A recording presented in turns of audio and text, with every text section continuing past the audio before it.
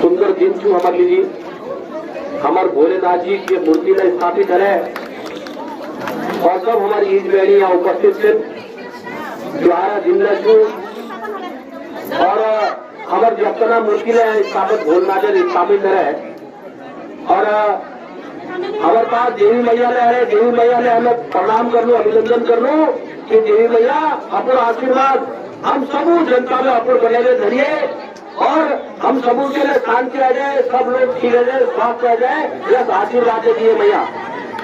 आज कार्यक्रम में उपस्थित हमारे बीच में यह क्षेत्र हमारे विधायक जन और हमारे यह क्षेत्र में पहली विधायक हमारे सुरेंद्र शीला जी जो बिल्कुल देर तक भय करीब हम लोगों राजनीति का साथ साथ कर रहे हैं, काम में ठीक ठाक साथ साथ करती मगर एक बीच में हमारे लिए एक दिक्कत है कि उधर बीच में हमारे बीच में अचानक उधर आशीर्वाद जो हमको मिली मिली वो अचानक रह गई कोरोना काल में।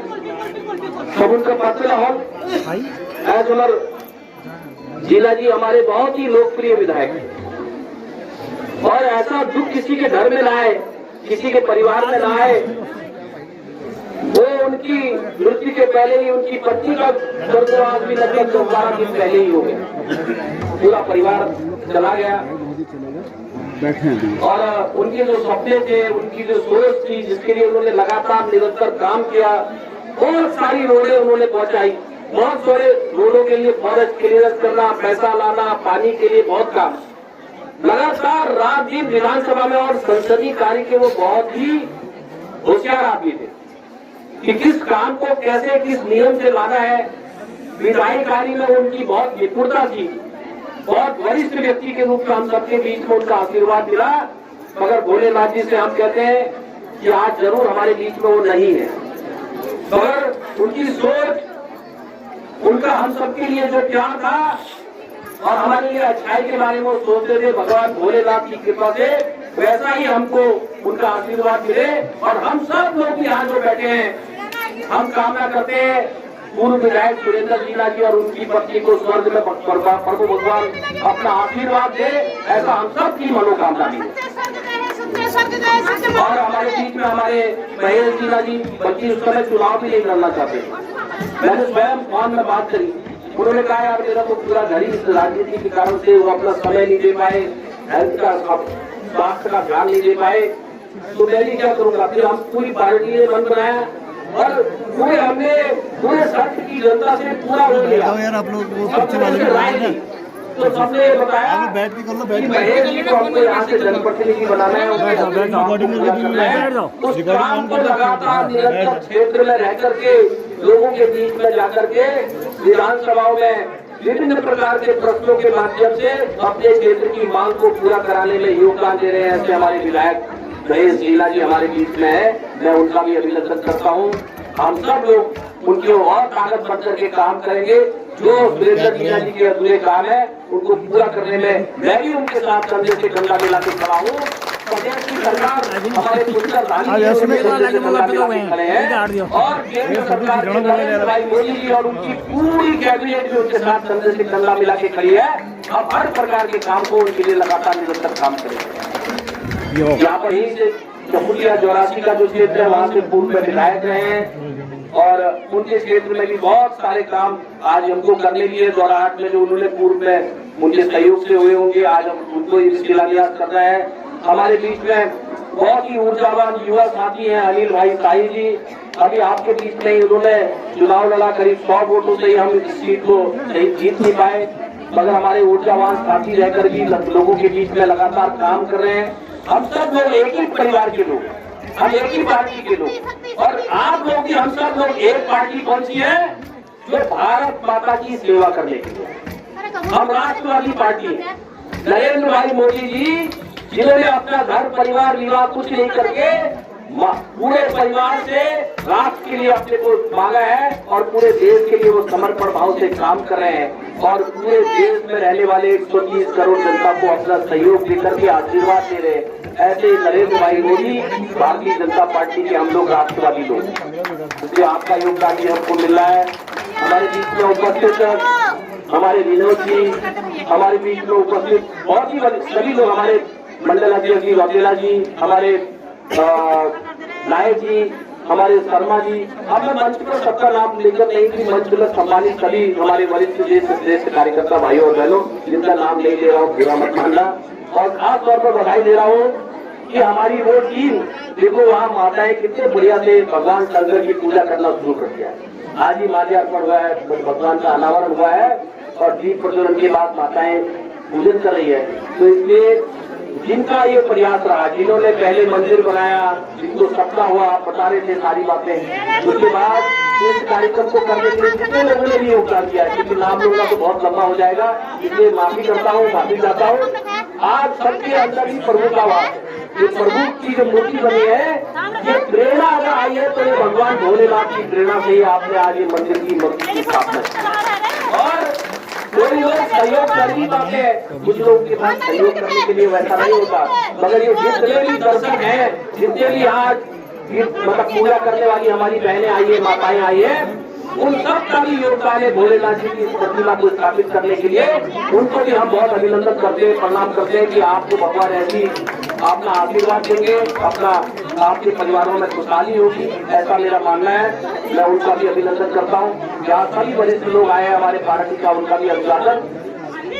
कुल मिलाकर के मैं एक ही चीज कहना चाहता हूँ भाइयों बहनों, कि इस देश के अंदर अभी क्योंकि यहाँ पर थोड़ी सी मांग उठाई, दो मांग उठाई, एक उठाई कि सेंट्रल स्कूल की मांग, दूसरी मांग उठाई कि इस क्षेत्र का सौंदर्यीकरण। और मैं आपको विश्वास दिलाता हूँ कि हमारे विधायक जी और मैं मिलकर के जो भी हमको सहयोग होगा, मैं विधायक जी के साथ कंधे से कंधा मिला के खड़े हैं। जो आपकी मनोकामना है उसको मिलजुल के हम पूरा करेंगे, क्योंकि हम सब लोग एक विचार के लोग, एक साथ मिलकर के काम करने वाले।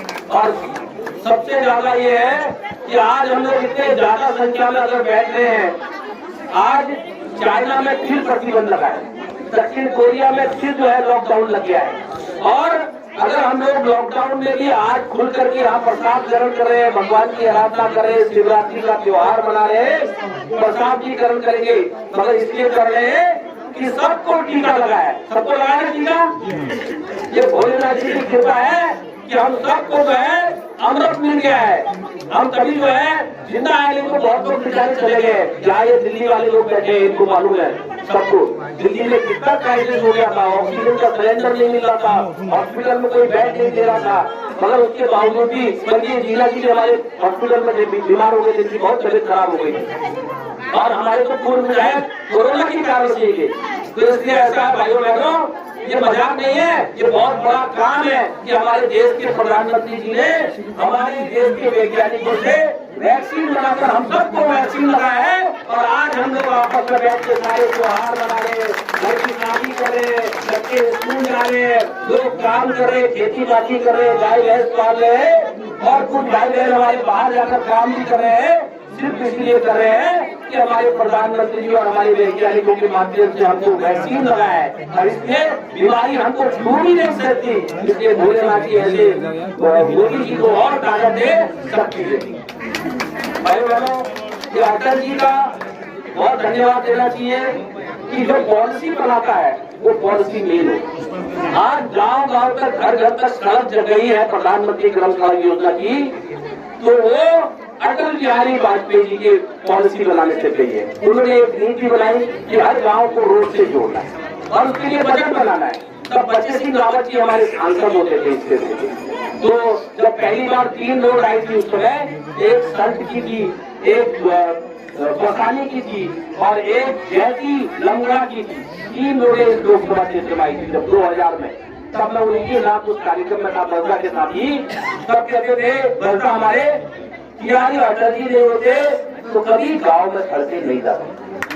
आप वो मत मानिएगा, बहुत सच बात बता रहा हूँ। तो इसलिए आप जो अपना वोट देते हो पार्टी को, वो वोट से ही हमारे नेता बनते, चाहे वो मोदी जी बने, चाहे अटल जी बने, चाहे पुष्करधामी जी बने, चाहे महेश जी बने, चाहे मैं बना। हमारा वोट हमारे काम नहीं, तो देश के काम आएगा। आपने जो वोट दिया वो हमने मोदी जी को दे दिया, जो आपने महेश जी को वोट दिया उन्होंने धामी जी को दे दिया, और धामी जी ने अपना वोट किसको दे दिया?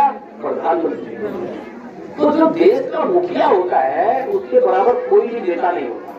देखो आज इतने बड़े काम देश दुनिया G20 की बैठक, जो बैठक बोली आपको हमको पता नहीं चल पा रहा हूँ कितनी बड़ी बैठक है, 54 जगहों में वो बैठक हुई और इस देश के लोगों के लिए बहुत बड़ा गेटवे वर्ल्ड का खुलना है।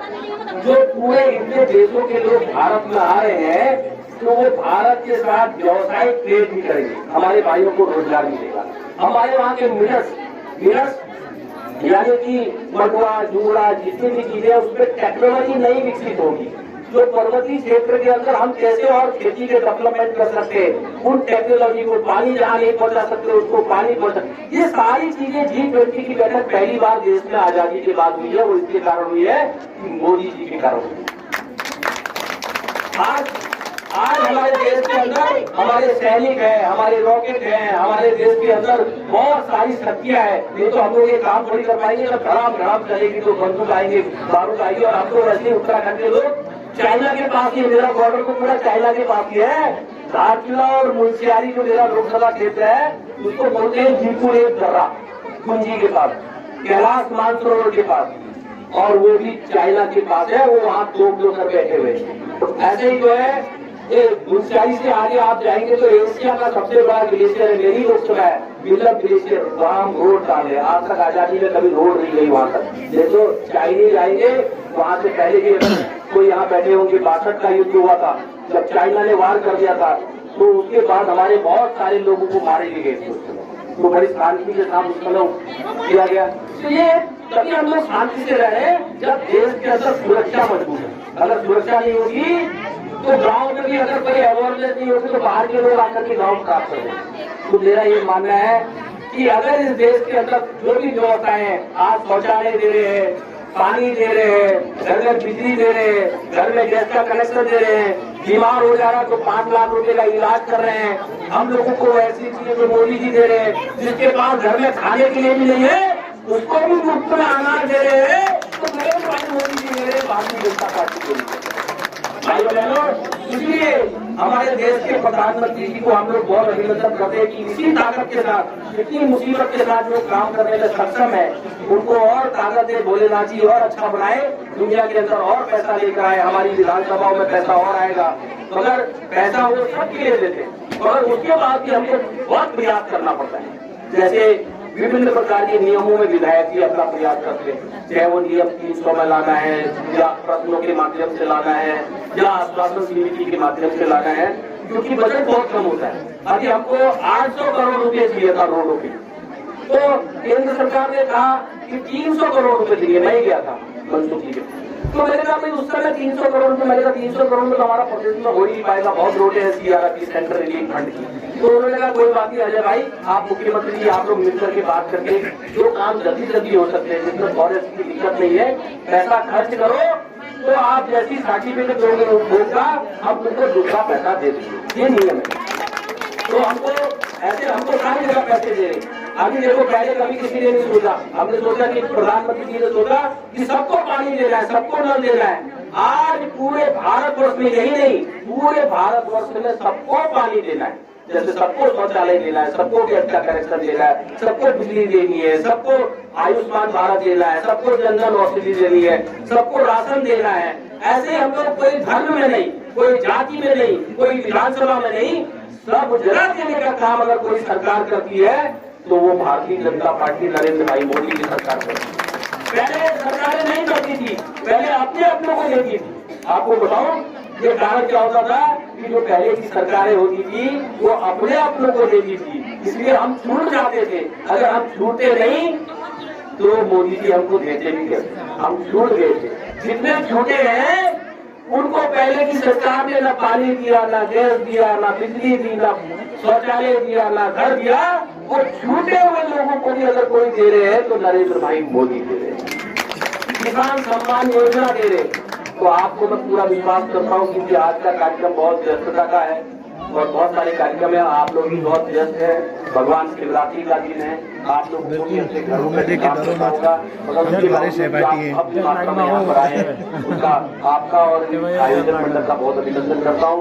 और माननीय विधायक जी जो भी निर्धारित करेंगे यहाँ पर के लिए इसके परिसर के लिए, उसको हम लोग सब लोग मिलकर के तय करेंगे, उसको करेंगे। आपने बोला सेंट्रल स्कूल के लिए, क्योंकि आपको जानकारी देना मेरा काम है। अभी वैसे विधायक जी ने बोल दिया, हमारे क्या है कि जगह जगह बहुत सारे विद्यालय खुल गए और ये सेंट्रल की पॉलिसी है। और सेंट्रल स्कूल एक आम जगह नहीं खुलते। आप जहाँ भी देखोगे सेंट्रल स्कूल जहाँ खुलते हैं जहाँ केंद्रीय कर्मचारियों का संगठन होता है, तो केंद्रीय कर्मचारियों के संगठन से संबंधित विद्यालय होते हैं। इसलिए उसमें कुछ उनके जो नियम है उन नियमों के अनुसार है। जहाँ SSB होती है, जहाँ कुमाऊं रेजिमेंट होता है, ये तो मेरे तो देहात का विद्यालय में माननीय जीना जी ने बहुत पैसा दिया और रोड भी बनाई, कमरा भी बनाया पहले, वो इसलिए नहीं दे पाते, उसको भी करने के लिए 4 बार कह दिया और आज कभी आपको मालूम है हमने करा था पहले उसके लिए, तो वो इसलिए नहीं दे पाए कि गाइडलाइन पूरी नहीं हो पा रही है, उसके लिए दिक्कत आ रही है। मगर हमने कुछ आश्वासन दिया है कि आने वाले समय के अंदर जब आपकी ये पूरी गाइडलाइन जब पूरे हो जाएंगे तो गाइडलाइन का सटीकता करेंगे। जब सटीकता होगी तो हमारे सारे स्कूल खुल जाएंगे, इसका मैं आपको विश्वास दिलाता हूँ। और आप सबको बहुत अभिनंदन करते हुए वंदन करते हुए बोले भोलेनाथ जी की जय, बोले ओम नमः शिवाय, ओम भोलेनाथ जी की बम बम भोले, बम बम भोले, बम बम भोले, भोलेनाथ जी की जय।